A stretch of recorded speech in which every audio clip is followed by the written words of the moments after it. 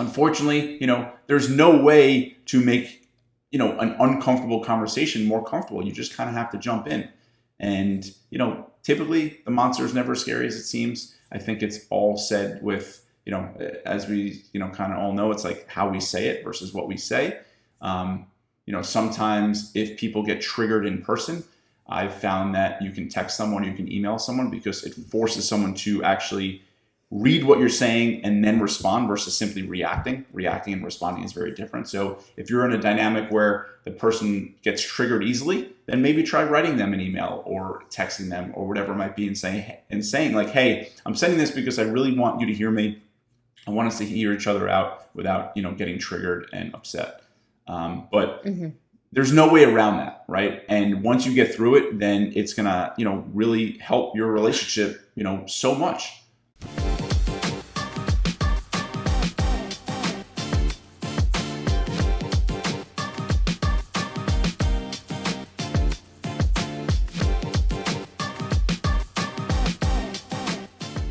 Today's topic is a juicy one. And we talk so much about self-sabotage, but I think it's going to be an interesting turn to talk about sabotage from others in our lives. What do you think?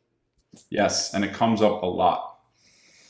It does. And I just had a really awesome, powerful, insightful, kind of almost earth-shattering discussion with a client about this. So that's why it's like top of mind. And so today, the conversation and the goal of this video is to help you figure out what you're supposed to do to cope with sabotage from those in our lives who are friends or family members who love us and who truly do want the best for us. All right, so let's get right down to it, Adam.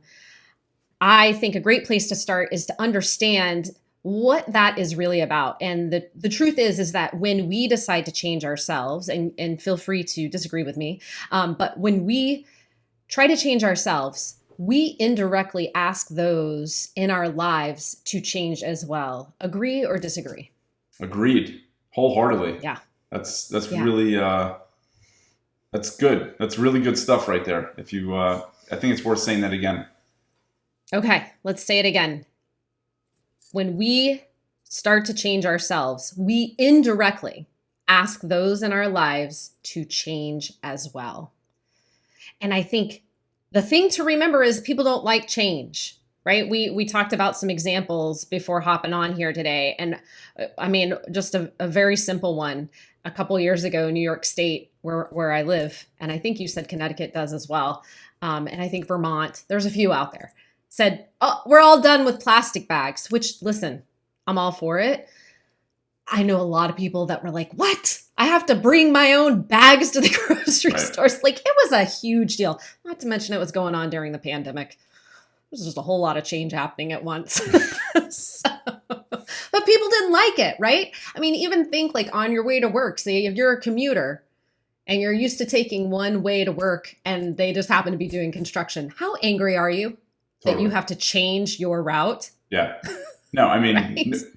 no doubt. I mean, we're hardwired to, avoid and kind of repel against discomfort, and change is uncomfortable. It is uncomfortable. It is. And I think, to your point of, we're asking those around us to indirectly change, it could be kind of twofold. A, to change what they do, their actions, their typical course of behavior, patterns, etc. And also, I think even more so is how they view us, right? Like they have to, they're looking at us differently. And that might even be harder for a lot of people. It is because, all right, we're talking about relationship, right? So relationship is how we behave in relation to another person, right? So I mean, this is kind of a weird thought, but all of a sudden, imagine like the roles were, oh, this happens in life. I just realized this happens in life. All right. So for anybody who has encountered that period of life where you feel you've become the parent and your parent has become the child. Hello. Right? I was just going to say, that was like most of my childhood with my father. Okay. And as a child, honestly, it was probably a lot easier than as adults. Mm-hmm. because children are so resilient, so wonderfully resilient. But anyway, that's what I'm talking about, right? Like the roles changed, right? His needs changed of you and vice versa. Yeah. So that's what's happening in relationships. When we change, the other person, if you're going to be in a relationship, they have no choice. Yep. They have no choice. And people don't like that. They don't like that. So they try to sabotage us, whether they know it or not. Yes. Some people are conscious of it, right? Like you absolutely know they know what they're doing. And then sometimes they're not even aware. Right. So, all right. So we kind of broke that down a little bit, what we're talking about today, the sabotage from outsiders, if you will. But really, we want to get into the meat of this, which is how do you cope with it, right? And so you've got some interesting points to share, but I think the first step to coping with it is being able to identify it, right? So let's talk about different ways it shows up as it pertains to what our clients are working on most, which is getting healthy, getting fit, losing weight, feeling better in their day-to-day lives. Right. So what are some ways you spot sabotage from others? Well, I think it's, constantly bringing in snacks or indulgent food or tempting food when you've kind of asked your partner or friend that, hey, I'm kind of focusing on this. This is my journey right now. Like, this is what I want to do. And they kind of seem to ignore that. I think that's one thing. I think backhanded compliments are always, I think prevalent when there's kind of some sabotage going on. There's some sort of, fear on the other person's end as well. I think there's that. I think there is, I would say passive aggression. Yeah, passive aggression. Just there's some discomfort on their end, some cognitive dissonance on their end. And again, like cognitive dissonance is like when you have two conflicting desires, right? On one hand, every single person I've ever met wants to be healthy and more fit. And on the other hand, we kind of don't want to give up our comfortable life where we are. And if someone kind of is, forcing us to have that distance, that tension, the easiest thing to do is to get rid of that tension. And for them in that moment, the tension is, hey, you are improving yourself. You're looking amazing. You're feeling great. Your energy is great. All this stuff that forces themselves to look in the mirror. Right. Whereas the harder thing to do, but the more fulfilling thing to do would be for themselves to change. Right. So they're going to try to, what's making them feel uncomfortable is you in that moment, even though it's not about you, it's them. Right. It's never about, us. It's about the person. Right.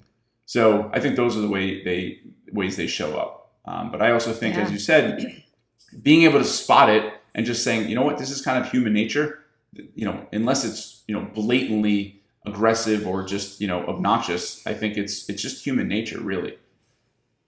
Yes. And that's not to excuse it. I want to make that really clear because we're not looking to give out excuses, right? That doesn't excuse that behavior. But I think for those of us working on change, it can be a really powerful thing to understand, right? Like essentially what's happening is you're changing yourself feels like a threat to other people in your lives. Step number 2 is going to cover that, so hang on. But that's what's happening, right? And their attempts at sabotaging is an attempt to eliminate that threat. Yep. That's it.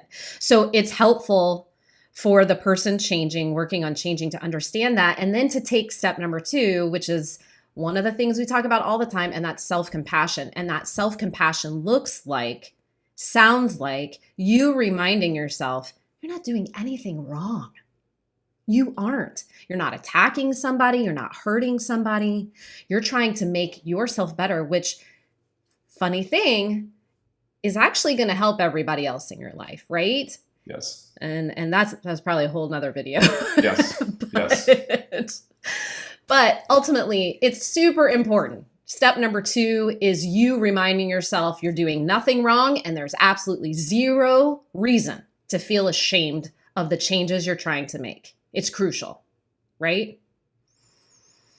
Yep, absolutely. Okay. Anything else you want to add about number 2?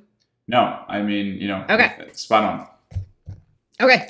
Number 3 is a pretty important one because here's what could happen if we're not careful with step number 2. Step number 3, we have to be aware that we could then turn around and self-sabotage, right? We have to be really, really vigilant, because now what's happening is, okay, I started to change. Adam, that felt like a threat to you. You got afraid, so you turn around and you start sabotaging me. And then I start feeling all the not great feelings of that. And then I think, oh my gosh, he's upset I'm changing. I should just stop this changing. And so I start sabotaging myself, Yep. right? So vigilance is step number 3. Vigilance and fortitude and resilience through change, I think, is really step number 3. You have to be aware and watch yourself, because you don't want to then step into self-sabotage. What are your thoughts on that, Adam? Yeah, I think that's spot on as well. I mean, it's very easy to go down that slippery slope. And it could be one little comment someone makes, like, you were always down for everything, you're not fun anymore, like whatever it might be, or, these little comments that, could just, because, some people see themselves, for example, if they're like the fun person who's always, always down for lunch or always down for drinks or whatever it might be. And if you're no longer doing that, that's how you saw yourself. But, sometimes, or one of the most effective ways to change is to change how you view yourself and your identity. But, if someone else is poking a hole in that, it could be triggering, and it could kind of, lead to this self-sabotage. But, being open to eating any and all food and drink doesn't make you the fun one either. And it's, in that specific example. So I think it's just important to, as Haley said, don't let it lead to self-sabotage. You're not doing anything wrong. If anything, you're just opening up wounds or truths in them that, they, haven't dealt with. Right. And that is, it's powerful to realize as one human being that we can do that with others by just choosing to do that for ourselves. So that is something to also take with you, like, and to kind of prop you up as you work on change, right? Don't burn yourself down. It's not going to save them, right? Build yourself up, and eventually it could help them too. And so I think step number 4, which was like kind of the final step in coping, and listen, prepare yourself. It ain't flashy. It's not sexy. You're going to hate it. It's confront it. Talk about it, right? Adam earlier mentioned in this video, in step number 1, we were talking about like, oh, you've communicated to this person that these are the things you're working on, and here they come bringing in snacks at night for you guys to share. That was an example you gave. A lot of times people don't communicate it. They just start changing, right? And there's a lot of history here and a lot of things going on. You may not want to tell people right away that you're working on these changes, but people are going to see it. The more you can communicate and confront what is going on, the easier time you're going to be working through all these points of sabotage and self-sabotage, right? So again, not everybody's favorite answer here, but it really is confront what's going on. Adam, what are your thoughts? And fortunately or unfortunately, however you want to look at it, it is the only way, really. It is the most effective way, right? Is confronting. And confronting doesn't have to be, aggressive or malicious or anything like that. You're just talking about it. You're hearing the other person, hearing where they're coming from, and you're addressing any concerns. I'm sure there's certainly fear, whatever it might be, you're addressing it. And unfortunately, there's no way to make, an uncomfortable conversation more comfortable. You just kind of have to jump in. And, typically the monster is never as scary as it seems. I think it's all said with, as we, kind of all know, it's like how we say it versus what we say. Sometimes if people get triggered in person, I've found that you can text someone, you can email someone, because it forces someone to actually read what you're saying and then respond versus simply reacting. Reacting and responding is very different. So if you're in a dynamic where the person gets triggered easily, then maybe try writing them an email or texting them or whatever it might be, and saying like, hey, I'm sending this because I really want you to hear me. I want us to hear each other out without, getting triggered and upset. But there's no way around that, right? And once you get through it, then it's gonna, really help your relationship, so much. Once you talk through that stuff. Yeah. And we need these relationships, right? Like that's the other thing it really does become about sparing and treasuring what you have with another human being, whether it's a spouse or a family member or a friend, right? If you value the relationship, you'll take step number 4. If you Right. value yourself and the things you're creating and that person, take step number 4. Yes. Confront it. The monster is never as scary as it seems. And, the sooner you face it, then, the less, as I always say, if you don't face your stuff, you're going to wind up stuffing your face. So the more you face that stuff and just deal with it, you're just going to feel a lot lighter and more clear, and everyone will be on the same page. Yes. All right. So quick recap, and then we're going to let you go. How to cope with sabotage from others. Number 1, spot it, identify it. It's okay. Know what it is, know what to look for. Number 2, self-compassion. Remind yourself you're not doing anything wrong by changing. In fact, you're probably on the way to doing a whole lot of things right, if not at least better. Step number 3, be aware of self-sabotage in return. Stay vigilant. And step number 4, confront. Have the conversation with that person. Anything else? I'm so tempted to make an acronym out of those 4 steps because I love acronyms, Oh. but I will not.